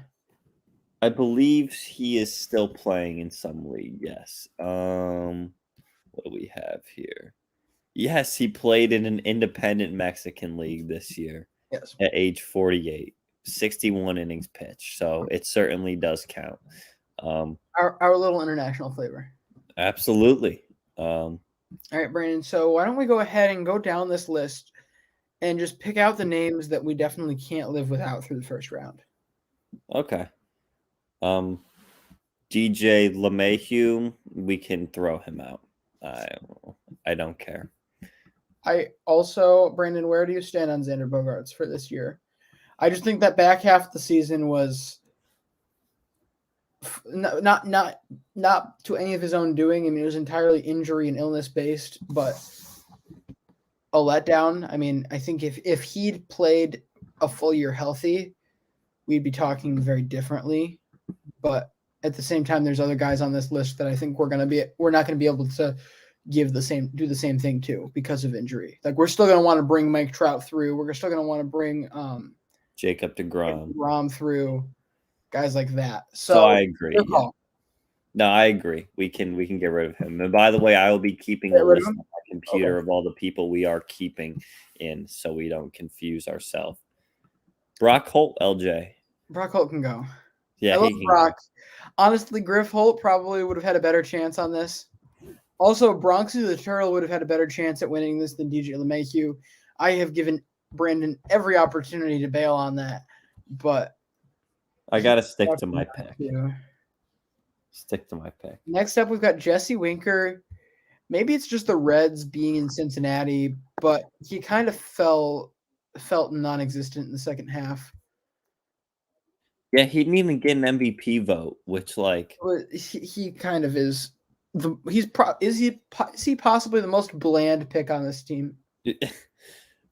at the time he was tearing it up, and we were like, was. yeah, like let's just pick him. And now looking it back at it, it's like, damn, like He's the most khaki player on this group.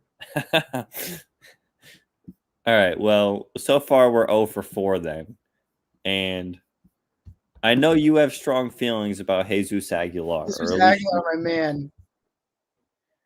I feel like let's keep him. I think him and Nelson Cruz kind of go in the same boat based on the fact that a large part of their getting onto this list wasn't as much there, or was in part play, but a large part antics and overall clubhouse fun. So I would say they should both probably go through, but that's up to you. I'm right with you. They should both go through, and Zach Greinke should go through as well. Zach Greinke, if you had to make a number 1 seed, if you had to make a bracket for this, Zach Greinke I think would be one of the 4 number 1 seeds. It's probably Greinke, it's Cruz, probably Yerman, Mercedes, yeah. Mike Trout. That's how we're feeling right now. You heard that right. Bartolo Colon not a number 1 seed, but it's pretty stacked. But yes, we will be sending Zach Greinke through to our next round. Bryce Harper, LJ, we're keeping. Yes. MVP. We can't move off from the MVP. However, I don't think we can justify keeping John Means anymore. John Means has only stayed around on a lot of lists just because he is the only moment of happiness the Baltimore Orioles have gotten this year. They've ever had. We'll keep it. Ever. What do you say? Keep him up another round? No. But DeGrom. We got to keep Jacob DeGrom. Okay. At least for now. Yes. Tito Francona, again, another one of these. There's 4 guys in here that really didn't play to their best ability because of injury or illness all year. Terry Francona is one of them. I still stand by the only person I can really – he's the guy I'm going to fight for most staying around, because the difference between him being in the difference between him being with Cleveland and Cleveland without him was palpable. He moves on. I agree. Eric Neander of the Rays. We were just kind of lost at that point in the season when we were picking, because the Rays were kind of a boring team. The Rays are always a boring team. If Wander Franco didn't exist, they would be kind of an overlook every single year of this. We can throw Eric Neander out easily, especially seeing I don't think he's, honestly, maybe an unpopular opinion, he's not good for baseball. I think it's more the Rays owner not good for baseball, but I can agree with that to some extent. He's just anyone who's overly embracing the analytical nature, the overly over analytical nature is something I can't stand too far behind. Juan Soto moves on. He had a 500, almost had a 500 on base percentage in the second half. Unfortunately, there's 2 halves, so he didn't win the MVP. Still at a 460 on base percentage for the season. Yerman Mercedes. both halves. He stays. Yerman stays. Yerman stays. Yerman, I mean, he's a number 1 seed here, LJ. We did not have the Yerman Mercedes roller coaster podcast for no reason this year. Let's check his Instagram. I haven't checked that in a while. Hopefully, there's no just black screen, or else we're in trouble. I don't know The what else. Yerman Mercedes Instagram story with the black behind it with the text is, something's up. Ooh, he's deleted a lot. Okay. Now he only has the picture of the phoenix, of him rising from the ashes, and now, tomorrow, the big debut of Opa Opa. There is Bobo. Where are the? Yeah, this is just a really bad Instagram translation of a picture of him in some new jersey. I'm assuming it's for Fall League. Cool. But we're keeping him. Keep him. Brian Reynolds, he can go, and Yeah, I love him. I can't get excited about Brian Reynolds. I'm sorry. I don't think he stands up to this crew we have here. No. Albert Pujols from the Dodgers. I really want him to stay because LJ, I don't know if you saw, but he's still playing like baseball for like some fall league or winter league. He still plays, and He just wants to play. he had a walk-off infield single in this league the other day, believe it or not. Good So for him. Albert, Wait, Big infield? Al, the Yes, machine, saying the machine. the machine. Let's also take note that for all the Yankees fans that tried to call DJ LeMahieu the machine, there's only one machine, and he's the one who made it through to the second round of this thing. That is absolutely true. Tatis will also make it Yes. through. The Um, next 2 guys, I have a good feeling we can pass on, and that being Herman Marquez and Yusei Kikuchi.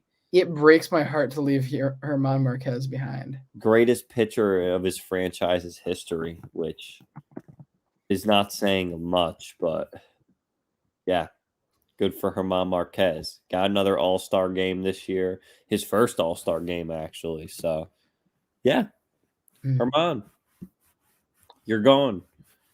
All Yusei right. Kikuchi, you're gone. Pack your bags, kid. You're heading home. Mike Trout is certainly not heading home. LJ, in very brief, would you like to explain the Mike? All right. So basically, this whole thing started because I made a joke a couple of years ago that Mike Trout was so good at this rate he could be the first player, or not that he could. People took it as he could be the first player to be an active Hall of Famer, like playing in the league and be in the Hall of Fame. I said, out of any player in American sports, if you said to me that you had to put somebody into the Hall of Fame ahead of time before they had retired, Mike Trout's the only guy that I think would come close to that esteem. And it got blown way out of context, and all of a sudden I look like the idiot. But it was a big talking point at my graduation party. I can remember that. It was so bad, and so many people got involved before I even blinked. It was rough. But the next one absolutely goes through Kyle Payne, the Arizona Diamondbacks social media manager. Frankly, he should have probably taken that. He's the number 2 seed in the Yerman Mercedes bracket. Yes, for sure. I'm gonna be fighting for him hard, actually. Freddie Freeman is next. One of both LJ and I's favorite players. No problem with sending him through. Not a problem at all. Brandon Crawford, great season. At the end of the day, are we really going to remember him like that? We will, but we will, but will we no. want to remember him on the same level as we want to remember the other guys? No. And in Marcus Semien, LJ, am I crazy for maybe not wanting to put him on here? You're not. I honestly, gut feeling wasn't to put him through. And I don't want to take away anything from his season, but this is my list, so I can do what I want. Yeah. Also, like this isn't taking anything away because we are looking at a list of 31 of the best people that baseball has to offer. Yeah. With that That's- being said, I don't think David Ross truly had enough of an impact. We were picking him probably what, June? Yeah, we were picking him right when the Cubs were starting to collapse. Yeah, and it's like it at the same time as it wasn't his fault that they collapsed, and it wasn't his fault. The record isn't his fault because they blew up the team so horribly at the end of the year. Like there's a good coach in there. I am sure of it. But He's a great manager, I think. Seriously. so I mean it's no disrespect, but like he didn't have the same impact. No one has the same impact as Tito. All right. Well, we are at 13 so far with just a few names left. Corbin Burns is next. Now that we're down to where we could probably only pick a few, like 1, 2, or 3 of these guys to send through to the next round. If you want my opinion of the guys remaining, if we had to send 2 through,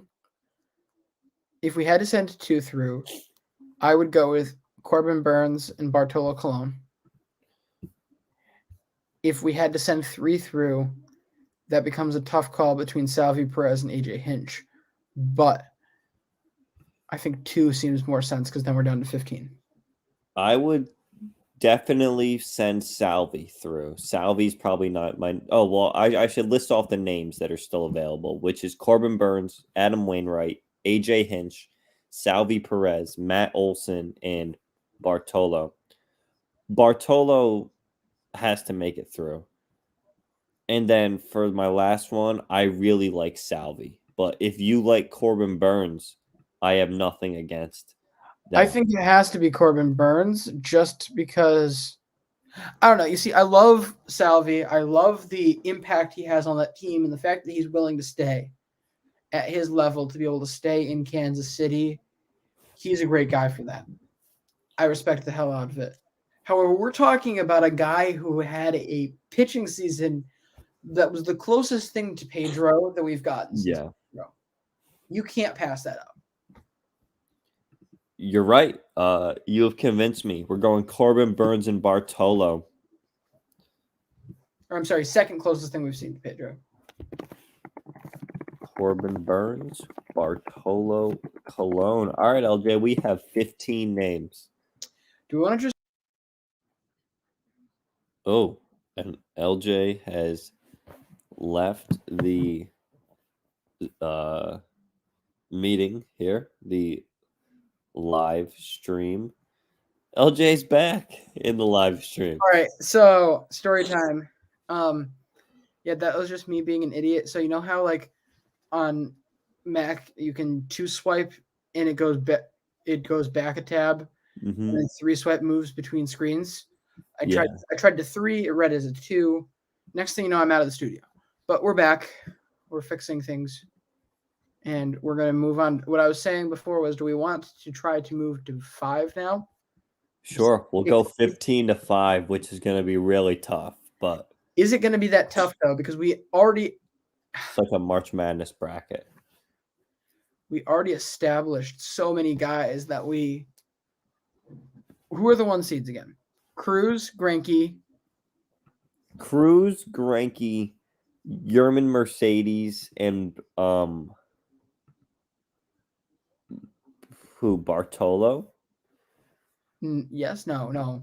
I don't No, know. we said someone. Either way, I don't think some of those guys legitimately should be there. It was partially a joke. I can't see myself. I can't bring myself to take Yerman Mercedes for this. I'm sorry. I might. He might be. he might be one of the guys that I'll be trying to push through here. But let's go through the names we have now, and we'll see. So read them off again. All right, Jesus Aguilar. I don't think he can make the top 5. He cannot make the top 5. Okay, so we can erase his name from this list. Okay. Nelson Cruz is next. So let's put like a list of like could potentially be in the top 5. Nelson Cruz is on that list. Yes. Yes. Zach Greinke is on that list. Yes. Is Bryce Harper on that list? I would love to see him on that list, but no. Okay. We're at this point. We're now judging this by Yeah, we're not maybe only- going to start being strict. not only who is the best players, but who was most memorable, impactful for both this season and this podcast this year. Bryce Harper, Bryce Harper, unfortunately. Bryce Harper had memorable moments, such as the call out that I had for him to do the home run derby that was never answered. We're still waiting on a response, by the Yes. way. So it's not official or unofficial as to whether he'll be in the home run derby next year. We're still waiting. So We're gonna try again. I'm just gonna keep trying again every year until he eventually does it again or responds to us. But yes, I would say Bryce Harper is a no. Jacob deGrom. Yes, absolutely. I honestly, the more I think about it, this might be the one I'm most bullish on, just because the Corbin Burns thing got me thinking. Statistically, he was there with Pedro, but Brandon, watching him do what he was doing this year was amazing, almost miraculous. It was the most fun I have probably had watching a team that wasn't the Red Sox ever. It was must-watch TV every was more start that fun than- Jacob deGrom had. It was more fun than most Red Sox games to watch Jacob deGrom pitch there. And frankly, as a person who like my time machine moments, one of my top 3 time machine moments would just be able to go back to 99, 2000 and soak up Pedro in the moment. That has always been something I would love to have seen. And Jacob deGrom for a hot minute was that for me. And I'm very grateful for it. So I'm bullish on Jacob deGrom getting through.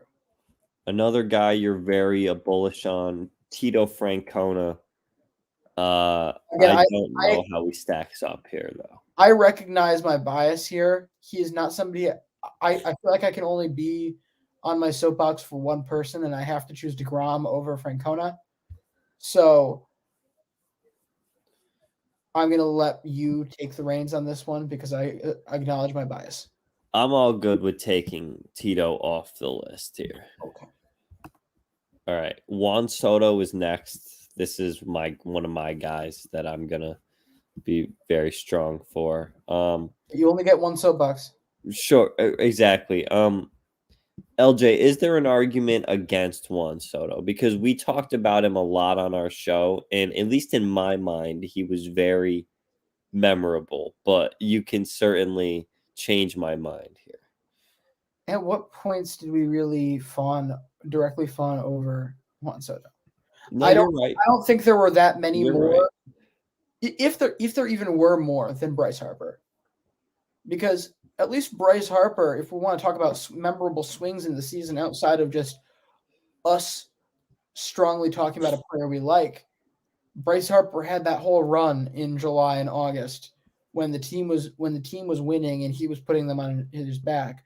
I think there was more narrative reason to put Bryce Harper in than there was Juan Soto. All right. Well, Juan Soto, we will take off. Yerman Mercedes. No.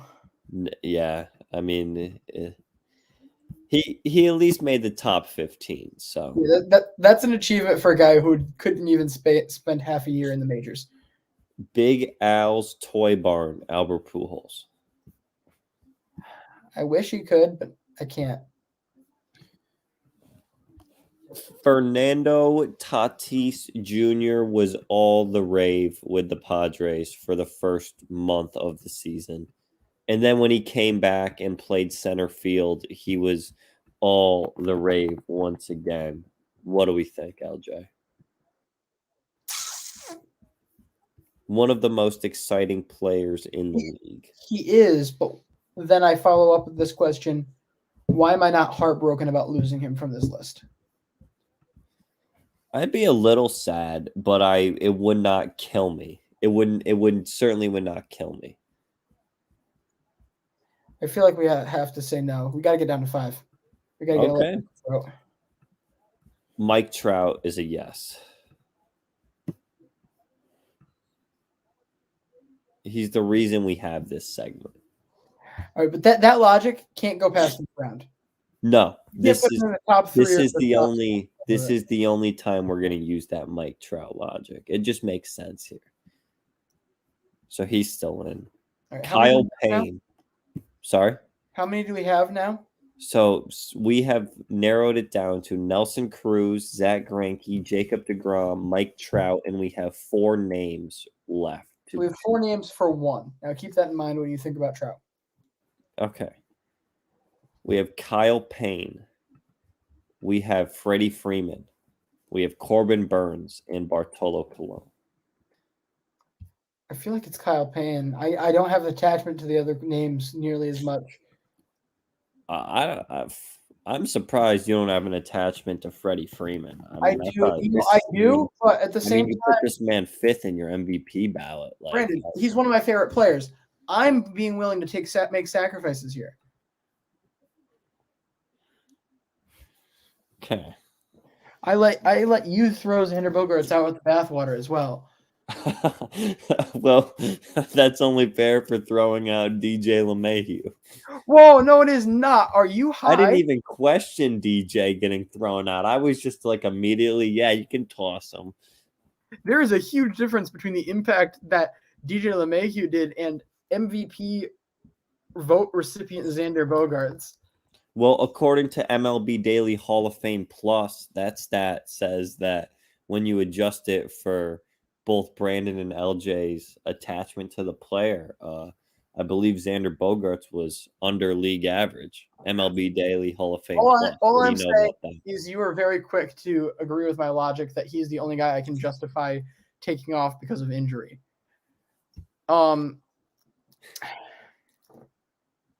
Look, I don't know. Kyle Payne's such a unique story. It really is, especially because he hooked up those 2 people, made them a couple. Yeah, but they broke up very quickly after a couple of weeks. So did it? So maybe he didn't do his job to the fullest then. And then you also have Freddie Freeman wins his first World Series. You've got the Anthony Rizzo Frederick incident. Frederick? We're going with Freddie, right? Yeah. Sorry, Bartolo. Sorry, Corbin Burns. Sorry, Kyle Payne. Freddie Freeman is our pick. Payne. All right. LJ, should I take us through the final 5? Yes. Nelson Cruz, Zach Greinke, Jacob deGrom, Mike Trout, and Freddie Freeman. What was the second one? Zach Greinke. Okay, so in my head, from here, I can narrow this down to 3 semi-quickly. Same. Read it again. Cruz, Greinke, deGrom, Trout, Freeman. I can narrow it down to Cruz, Greinke, deGrom very quickly. Yeah, without feeling bad for it. I was gonna say those 3, not in that order necessarily, but those 3. Well, no, those are the 3 that in the list order. But I would say those 3, at least for me, that's my top 3 for sure. All right, so we've now narrowed it down to 3: Nelson Cruz, Zach Greinke. Zach Greinke got a samurai sword, and it's the coolest trophy he's ever gotten. If he gets into this Hall of Fame, is there any chance we can send him something cooler than a samurai sword? Zach Greinke and if we can't do that, then is it even worth it to pick him? Oh, in Zach Greinke, I love this guy because he's just correction. You're supposed to say Chipotle franchisee. Zach Greinke. Future Chipotle franchisee Zach Greinke. Didn't he get that in the Arizona contract? I'm not sure if that's exactly what it was, but I remember there was a story about Zach Greinke where he went to a Chipotle and complained about the guac, and he said, "If I have to pay for guac or something, then I'm never coming here again." So there was some quote. Let me see if I can. I'm like 90% sure he actually ended up buying one or buying into one, but I could be wrong. Zach Greinke said, "I like the guacamole. Now, I don't really love the guacamole, so I get it when I feel like it. They changed their guacamole from 150 to 180. I mean, 150 is already pretty darn high, so they changed it to 180, and I'll never again get guacamole. It's not about the guacamole itself. I don't want to let them win."